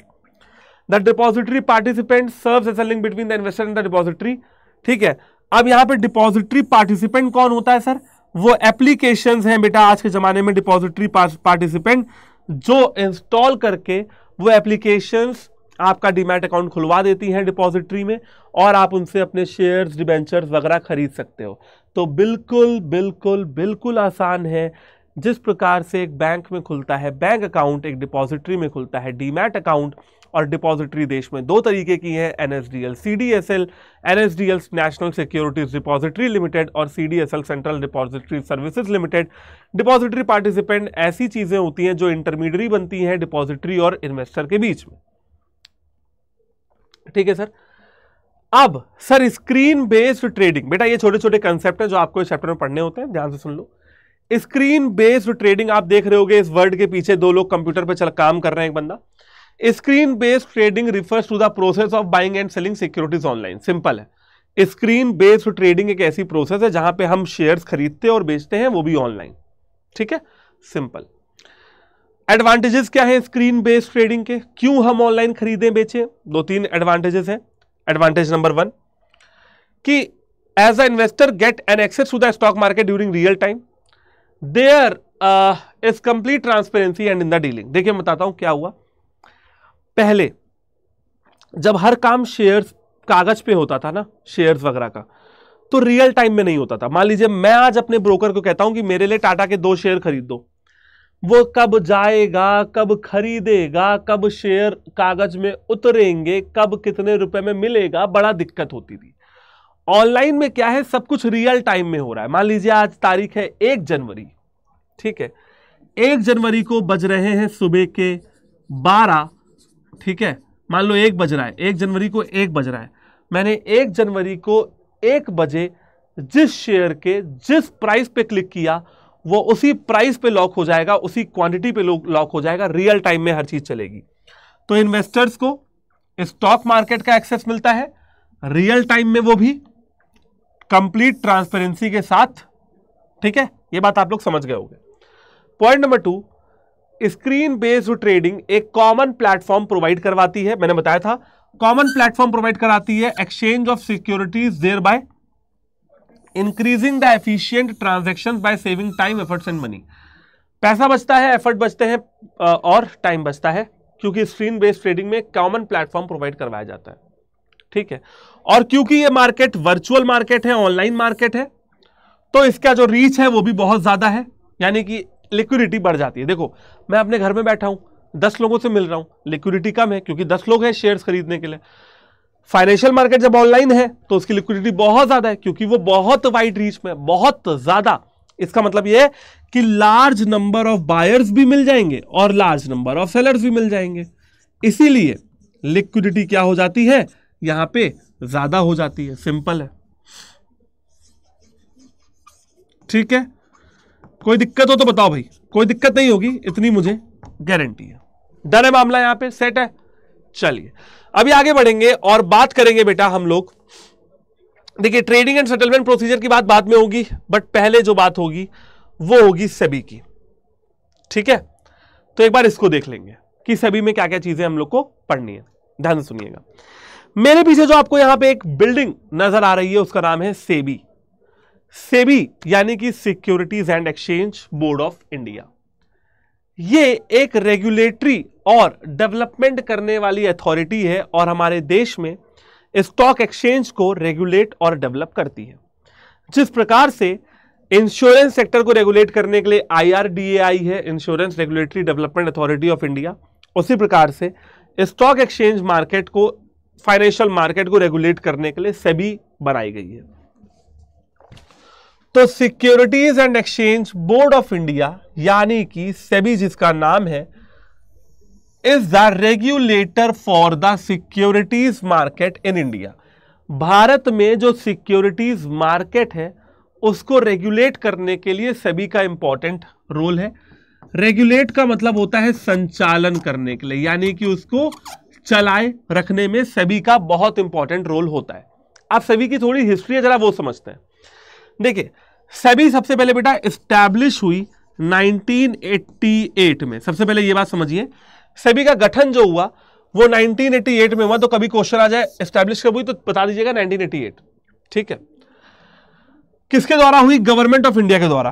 तो जब 1988 में सेबी का एस्टैब्लिशमेंट हुआ था तो SEBI ministry of finance government of India के अंडर काम करती थी, ठीक है।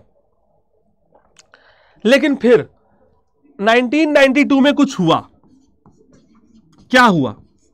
1992 में हमारे देश में अभी तक का देश का सबसे बड़ा स्कैम हुआ, द हर्षद मेहता स्कैम, ठीक है। और हर्षद मेहता के वकील और हर्षद मेहता ने बोला कि उस समय की जो सरकार है वो दोषी है, हम लोग दोषी नहीं है। तो सोचने वालों ने सोचा कि यार स्टॉक मार्केट, और वो स्टॉक मार्केट का ही स्कैम था। हर्षद मेहता मुंबई में ही रहते थे। तो सोचने वालों ने यह सोचा कि यार कल को कोई और भी हमारी गवर्नमेंट के ऊपर इल्जाम लगा सकता है, तो क्यों ना एक काम करते हैं, सेबी को गवर्नमेंट से अलग कर देते हैं। और इसी वजह से सन 1992 30 जनवरी 1992 को सेबी को स्टैट्यूटरी पावर्स दे दी गई। सेबी को स्टैट्यूटरी पावर्स दे दी गई, यानी कि सेबी को एक इंडिपेंडेंट अथॉरिटी बना दिया गया, ठीक है। अब सेबी अपनी मर्जी के हिसाब से काम कर सकती थी, कोई रोकने टोकने वाला नहीं था, ठीक है। अब एक कैसे बनती है एक स्टैट्यूटरी ऑर्गेनाइजेशन? एक ऑर्डिनेंस पास हुआ जो कि एक्ट ऑफ पार्लियामेंट बना, और इस एक्ट का नाम रखा गया द सेबी एक्ट 1992। इस एक्ट का नाम रखा गया सेबी एक्ट 1992, ठीक है बच्चों। डन है यहां तक मामला? चलिए, ठीक है, ओके। चलिए, अब हम लोग को पढ़ना है सेबी का ऑर्गेनाइजेशन स्ट्रक्चर। देखिए, सेबी के हर डिपार्टमेंट को हेड करता है एक एग्जीक्यूटिव डायरेक्टर। सेबी का जो हेड ऑफिस है वो मुंबई में लोकेटेड है। सेबी के कुछ रीजनल ऑफिसेज है कोलकाता, चेन्नई और दिल्ली में, ठीक है। सेबी के अंदर प्राइमरी मार्केट एडवाइजरी कमिटी और सेकेंडरी मार्केट एडवाइजरी कमिटी भी है, जिसको आप लोग शॉर्ट में पीएमएसी प्राइमरी मार्केट एडवाइजरी कमिटी और SMAC secondary market advisory committee बोल सकते हैं। ये जो दो कमिटी है इसमें बड़े बड़े मार्केट के प्लेयर्स हैं, मार्केट के इन्वेस्टर्स एसोसिएशंस के मेंबर्स हैं और कुछ और एमिनेंट पर्सनालिटीज है मार्केट की, जो कि बेसिकली सेबी को एडवाइस देने का काम करते हैं। नाम से पता लग रहा है एडवाइजरी कमिटी। सेबी के ऑब्जेक्टिव क्या है, ध्यान से सुनिएगा। सेबी का सबसे पहला ऑब्जेक्टिव है कि वो सिक्योरिटीज मार्केट में होने वाले किसी भी ट्रेडिंग के मैल प्रैक्टिसेस को रोके, यानी कि स्टॉक मार्केट में किसी भी तरीके का कोई फ्रॉड या मैल प्रैक्टिस ना होने पाए, ठीक है। इन्वेस्टर्स के हितों की सुरक्षा करना, to protect the rights and interest of investors and to guide and to educate them. Investors को उनकी राइट्स और रिस्पॉन्सिबिलिटीज के बारे में बताना, गाइड करना, अवेयर करना। सेबी का एक और काम है रेगुलेट करना और डेवलप करना कुछ ऐसे कोड ऑफ कंडक्ट के जो प्रमोट करते हो fair practices by intermediaries like brokers, merchant bankers etcetera. यानी कि सेबी एक तरीके के नियम लाती है, कानून बनाती है, जिसको हर इंटरमीडियरी को फॉलो करना होता है, चाहे वो मर्चेंट बैंकर्स हो चाहे वो ब्रोकर्स हो, ताकि जो स्टॉक मार्केट है उसको ज्यादा कॉम्पिटिटिव और ज्यादा प्रोफेशनल बनाया जा सके।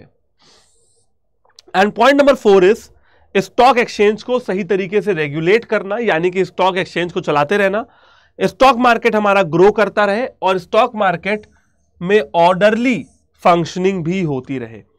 तो सेबी के हैं 4 ऑब्जेक्टिव्स। नंबर 1 मैल प्रैक्टिसेस को रोकना, फ्रॉड को रोकना। नंबर 2 इन्वेस्टर्स के राइट्स और रिस्पॉन्सिबिलिटीज में की सुरक्षा करना, इन्वेस्टर्स को गाइड करना और उनको एजुकेट करना। 3 इंटरमीडियरीज के लिए, मर्चेंट बैंकर्स और स्टॉक ब्रोकर्स के लिए एक कोड ऑफ कंडक्ट डेवलप करना, 4 स्टॉक एक्सचेंज को रेगुलेट करना ताकि उनका ऑर्डरली फंक्शनिंग होता रहे। ठीक है बच्चों, चलिए आगे बढ़ते हैं और बात करते हैं हम लोग सेबी के फंक्शंस के बारे में। इसको देखते हैं कि हमारी जो प्यारी सेबी है इसके क्या क्या फंक्शंस हैं। तो सेबी के बेसिकली 3 फंक्शंस बताए गए। Function number 1 that is protective function. Protection का मतलब होता है सुरक्षा। तो सबसे पहले सेबी का जो फंक्शन है वो है सुरक्षा करना। किसकी सुरक्षा करना बताता हूं। सुरक्षा करना यहां पे इन्वेस्टर्स की। ठीक है, इन्वेस्टर प्रोटेक्शन की बातें हो रही हैं।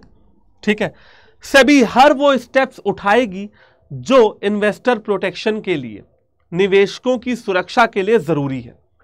सेबी हर तरीके की फ्रॉडलेंट और अनफेयर ट्रेड प्रैक्टिसेस को रोकती है ताकि सुरक्षित रहे हमारे इन्वेस्टर्स, किसी तरीके का कोई फ्रॉड ना हो। सेबी प्रमोट करती है फेयर प्रैक्टिसेस को और कोड ऑफ कंडक्ट जारी करती है सिक्योरिटीज मार्केट के लिए।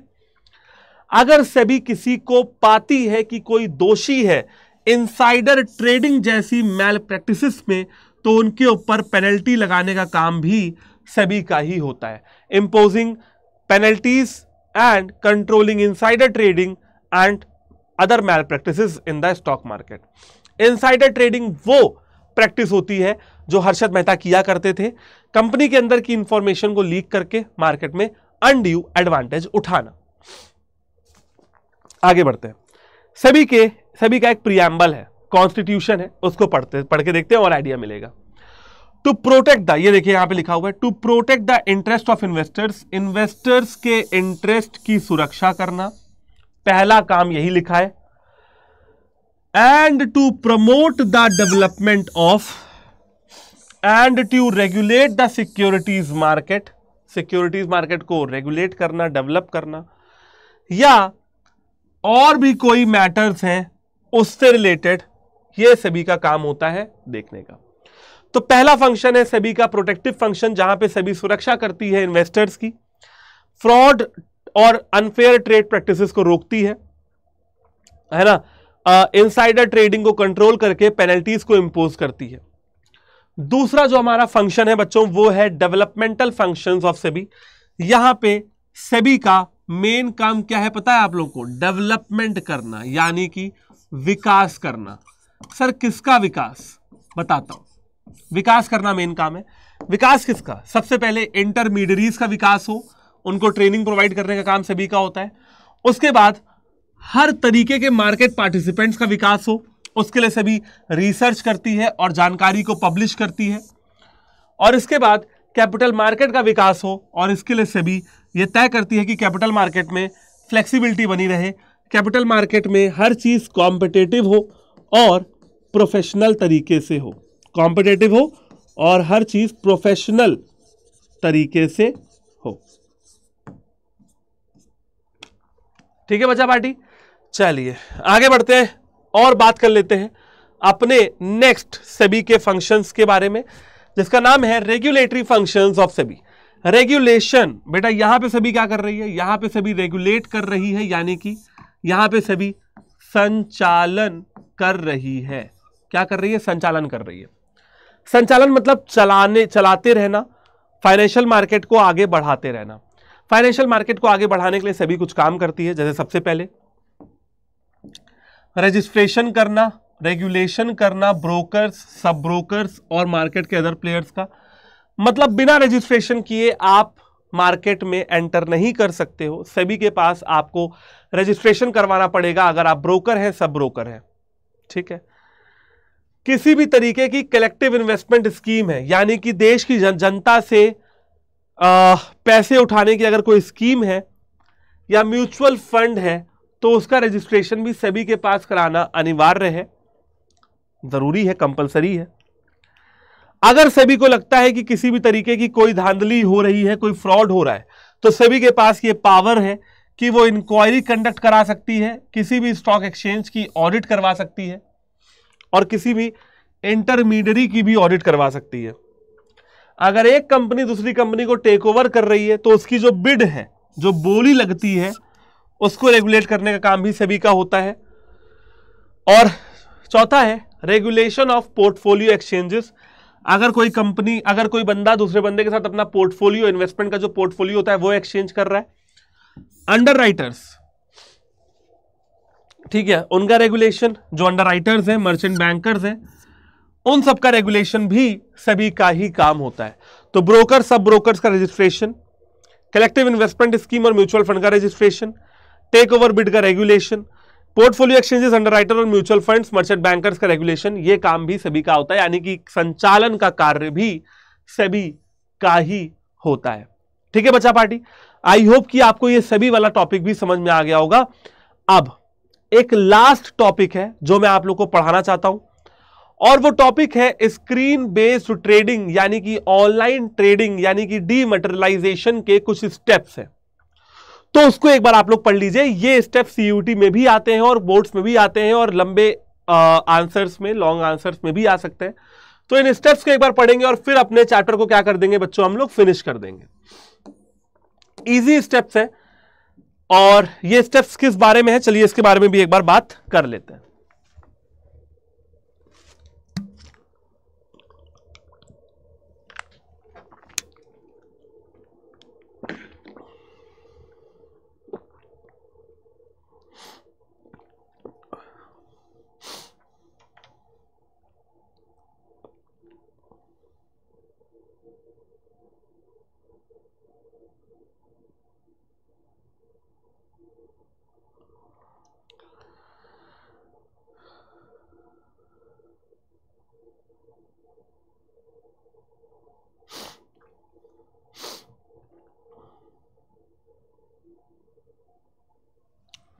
चलिए, तो बच्चों बड़ी सिंपल सी बात है। As a investor, when I want to invest in some assets, तो मुझे एक ट्रेडिंग प्रोसीजर या सेटलमेंट प्रोसीजर को फॉलो करना होगा। उसके स्टेप्स ही जानने। सबसे पहले एक आपके मन में भी होगा ना यार, सर आपने इतना बता दिया फाइनेंशियल मार्केट के बारे में, ये नहीं बताया कि इन्वेस्टमेंट करते कैसे हैं। तो वो मैं आपको बताता हूं, ध्यान से सुनिए। कुछ स्टेप्स हैं जो आपको फॉलो करने पड़ेंगे। इन स्टेप नंबर 1, सबसे पहले एक इन्वेस्टर अप्रोच करता है एक रजिस्टर्ड ब्रोकर को। ध्यान से सुनिएगा, ब्रोकर का रजिस्टर्ड होना बहुत जरूरी है। तो सबसे पहले जो इन्वेस्टर होता है वो अप्रोच करता है एक रजिस्टर्ड ब्रोकर को और सब ब्रोकर को ट्रेडिंग के लिए। इन्वेस्टर को साइन करना पड़ता है, the investor has to sign a broker client agreement and a client registration form. ठीक है, जब ये ब्रोकर क्लाइंट एग्रीमेंट साइन कर लेता है तो इन्वेस्टर को कुछ डिटेल्स और कुछ इंफॉर्मेशन को फर्निश करना पड़ता है, जैसे PAN number, permanent account number, date of birth, Aadhaar card, income details, bank account, अपनी फोटो, ये सारी चीज। ब्रोकर एक इंटरमीडियरी की तरह काम करता है बायर्स और सेलर्स के बीच में। आप सेलर, मैं बायर, दोनों के बीच में आएगा ब्रोकर। जब ये सारी फॉर्मेलिटीज हो जाएंगी तो ब्रोकर एक ट्रेडिंग अकाउंट खोल देगा इन्वेस्टर के नाम पे। After the completion of above formalities, the broker opens a trading account in the name of the investor. और ट्रेडिंग अकाउंट क्या होता है बेटा, डीमैट अकाउंट कहते हैं ट्रेडिंग अकाउंट को। जब ये सारी फॉर्मेलिटीज हो जाएंगी तो जो हमारा ब्रोकर है वो डीमैट अकाउंट खोल देगा हमारे इन्वेस्टर के नाम पे। आगे देखते हैं। अब इन्वेस्टर को एक डीमैट अकाउंट खुलवाना होता है, खुलवा लिया, ठीक है, खुलवा लिया विद अ डिपॉजिटरी पार्टिसिपेंट, एक डिपॉजिटरी पार्टिसिपेंट के पास, and a bank account for trading transactions in cash. तो आपके पास एक बैंक अकाउंट भी होना चाहिए ताकि आप ट्रांजैक्शंस कर सको। जैसे अगर मैं एक इन्वेस्टर हूं और मैं किसी कंपनी के किसी शेयर में इन्वेस्ट करना चाहता हूं तो पैसे देने पड़ेंगे। पैसे अब देने कैसे पड़ेंगे, पैसे मैं बैंक से दूंगा, तो मेरे पास बैंक अकाउंट भी होना चाहिए। यूपीआई वगैरह जानते हो ना, यूपीआई आईडी। अब मैं एक इन्वेस्टर हूं, मुझे शेयर खरीदना है, उसके लिए मुझे क्या करना पड़ेगा, as a investor then places an order to buy और sell shares with the broker. अब इन्वेस्टर को क्या करना पड़ेगा, शेयर्स खरीदने या बेचने के लिए ब्रोकर को देने पड़ेंगे पैसे, ठीक है, और सबसे पहले ऑर्डर देना पड़ेगा कि मैं खरीदना चाहता हूं। अब जब भी एक इन्वेस्टर अपने ब्रोकर को ऑर्डर दे तो क्लियर इंस्ट्रक्शंस दे कि कितने शेयर खरीदने हैं, क्वांटिटी, एंड एक शेयर का प्राइस क्या होना चाहिए जब आप खरीद रहे हो। ब्रोकर इन्वेस्टर को बताएगा कि वो शेयर्स अवेलेबल है या नहीं है, यानी कि broker will make the investor aware about the feasibility of the particular share या particular order. The broker will issue an order confirmation slip to the investor. उसके बाद ब्रोकर इन्वेस्टर को एक ऑर्डर कंफर्मेशन स्लिप देगा कि देखो भैया कर रहे हैं कंफर्म, ठीक है। तो ऑर्डर कंफर्मेशन स्लिप ब्रोकर अंततः एक अपने इन्वेस्टर को देगा, देख लो पढ़ लो, यही है ना, हाँ कंफर्म हो जाओ तभी पैसा देना। उसके बाद इन्वेस्टर कहता है हाँ यही कंफर्म है। उसके बाद broker will execute the transactions the order through screen based trading. फिर ब्रोकर हमारे लिए ऑर्डर एग्जीक्यूट कर देता है, जो भी बेस्ट डील मिल रही होगी उसके हिसाब से। उसके बाद जब ट्रेड हो जाता है, देखिए पहले ऑर्डर कंफर्मेशन स्लिप आई, अब क्योंकि ट्रेड हो गया तो अब इशू होगा एक trade confirmation slip. The broker will issue a trade confirmation slip. Order से पहले ऑर्डर कंफर्मेशन स्लिप, ऑर्डर हो जाने के बाद ट्रेड कंफर्मेशन स्लिप। ये सब कुछ हो गया तो 24 घंटे के अंदर अंदर ब्रोकर को एक कॉन्ट्रैक्ट नोट इशू करना होता है। Within 24 hours after the deal is executed, the broker issues a contract note. Contract note में क्या क्या लिखा होता है? कॉन्ट्रैक्ट नोट में सारी डिटेल्स लिखी होती हैं कि कितने शेयर्स खरीदे हैं, द नंबर ऑफ शेयर्स खरीदे हैं, बेचे हैं, किस रेट पे खरीदे हैं, बेचे हैं, क्या डेट है, क्या टाइम है, सारी चीजें लिखी होती हैं। कॉन्ट्रैक्ट नोट के अंदर एक यूनिक ऑर्डर कोड होता है जो कि स्टॉक एक्सचेंज के द्वारा इशू किया जाता है। कॉन्ट्रैक्ट नोट एक लीगल डॉक्यूमेंट है जो किसी भी तरीके के क्लेम सेटल कराने में हेल्प करेगा ब्रोकर की तरफ से या इन्वेस्टर की तरफ से। यानी कि मान लीजिए ब्रोकर और इन्वेस्टर में कोई मनमुटाव हो जाए तो कॉन्ट्रैक्ट नोट एक क्या होता है, लीगल एग्रीमेंट होता है, कोर्ट ऑफ लॉ, यानी कि जज साहब के सामने आप इसको दिखा सकते हो और न्याय पा सकते हो। सेटलमेंट साइकिल कितनी है? 2+T+2। Within 2 days of receiving the contract note the investor has to pay cash. अब देखिए कॉन्ट्रैक्ट नोट मिलने के 2 दिन के अंदर अंदर इन्वेस्टर को पैसे पे करने पड़ेंगे, ठीक है, समझ गए। इस दिन को कहते हैं pay in day. On the T+2 day cash will be paid और shares will be delivered as the case may be by the exchange to the broker. अब जिस दिन पैसा पे होगा इन्वेस्टर की तरफ से, उस दिन जो स्टॉक एक्सचेंज है वो शेयर्स प्रोवाइड कर देगा हमारे ब्रोकर को। जिस दिन प्रोवाइड हो जाएगा इन्वेस्टर को उसका शेयर, उसे कहते हैं पे आउट डे, ठीक है। चलिए, however in the case of purchase of securities the amount be transferred electronically to the investor demat account. और अगर इन्वेस्टर खरीद रहा है तो पैसे देगा, ठीक है, और अगर बेच रहा है तो उसको पैसे मिलेंगे, सिंपल है। तो ये होती है बेटा screen based trading. I hope कि मेरे बच्चों को यहां तक की पूरी जो कहानी है वो अच्छे तरीके से समझ में आ गई हो। और ऐसे ही वन शॉट्स के लिए बच्चों आपको हमारे साथ जुड़े रहना है, बने रहना है। साथ ही साथ आपके लिए एक और बहुत ही अच्छा सरप्राइज है, और वो सरप्राइज ये है कि बच्चों हम लोग तैयारी आपको सिर्फ वन शॉट्स के माध्यम से ही नहीं करवा रहे, ठीक है। और डिटेल में पढ़ने के लिए और डिटेल में समझने के लिए, खुद से क्वेश्चंस लगाने के लिए, खुद से किताबें पढ़ने के लिए, CUET और क्लास 12 की तैयारी वर्ल्ड क्लास करने के लिए ना, और कंपटीशन को बीट करने के लिए, ठीक है, आपके पास एक चीज और है, और वो है बच्चों महापैक। तो ये तो हम लोग ने पढ़ाई कर ली, YouTube is a very good platform to study, but अगर आप ज्यादा डिसिप्लिन्ड तरीके से, ज्यादा रेगुलर तरीके से, ज्यादा और डिटेल में अगर आप पढ़ना चाहते हैं तो you can also enroll to Mahapack. तो let me tell you what is Mahapack, क्या फीचर्स है महापैक के। देखो यार, सबसे पहले आप अड्डा 24/7 की एप्लीकेशन को बिना कुछ सोचे समझे डाउनलोड कर लो अपने मोबाइल फोन में। जैसे ही एप्लीकेशन को डाउनलोड करते हो तो तुमको सबसे पहले वहां पे लॉगिन कर लेना है।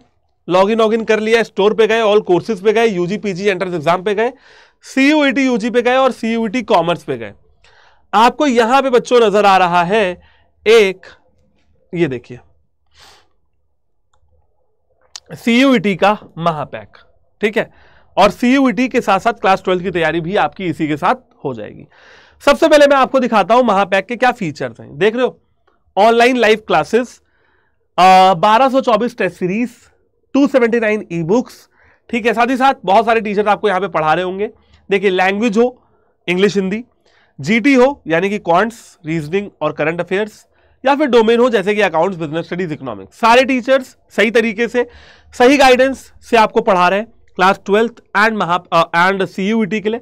तो भैया सिंपल सी बात है कि अगर आपको लगता है कि आपको ज्यादा डिसिप्लिन्ड वे में तैयारी करने की जरूरत है, अगर आपको लगता है कि ये डिटेल में नहीं है, अभी मुझे और डिटेल में पढ़ने की जरूरत है, अगर आपको लगता है कि आपको क्वेश्चंस पढ़ने चाहिए, then you can enroll to Mahapack. और महापैक में बेनिफिट्स और भी हैं, इतने ही नहीं है। हर सीयूईटी बैच का एक्सेस मिलता है, टॉपर्स जो आपके सीनियर्स हैं उनसे आपको मेंटोरशिप मिलती है, अनलिमिटेड टेस्ट का एक्सेस मिलता है और वीडियो कोर्स भी मिलते हैं। ठीक है, चलिए तो अब मैं आपको इसका प्राइस बताता हूं। कुछ प्राइस पे करना होगा आपको बेटा, Y769 कोड लगा के। जब आप इस प्राइस को देखोगे, जो आपने Y769 कोड लगाने के बाद देख रहे हो, तो ये 10,499 रुपए का आपको पड़ेगा। और ध्यान से समझिएगा, ये 10,499 किसी एक सब्जेक्ट के लिए नहीं है, ये 10,499 किसी एक महीने के लिए नहीं है। 14 मंथ्स की वैलिडिटी है। 8 से 9 सब्जेक्ट आपको यहां पे पढ़ाए जा रहे हैं, जीटी, इंग्लिश, डोमेन सबकी तैयारी कराई जा रही है। और सीयूटी का पेपर हो जाने तक आपको सिर्फ और सिर्फ कितने रुपए खर्च करने हैं? 10,499। ना आपको अलग से कहीं मॉक लेने की जरूरत है, ना अलग से आपको किताब लेने की जरूरत है, ना अलग से आपको कोर्सेज लेने की जरूरत है, ना अलग से आपको कहीं क्लास लेने की जरूरत है। हर चीज महापैक के अंदर रेगुलर और लाइव क्लास में मिल रही है। कोई क्लास रिकॉर्डिंग नहीं होगी, हर चीज लाइव होगी, तो फैकल्टी इंटरेक्शन भी वर्ल्ड क्लास। ठीक है, चलिए तो आई होप कि आप लोग बात समझ गए होंगे और मुझे महापैक एनरोल करके जो करंट बैच चल रहा है उसमें नजर आने वाले हो। ठीक है, चलो तो मिलता हूं आपसे अगली क्लास में। तब तक के लिए bye bye, take care, all the very best. ऐसी हंसते रहिए, पढ़ते रहिए, मुस्कुराते रहिए। Bye bye, take care and जय हिंद।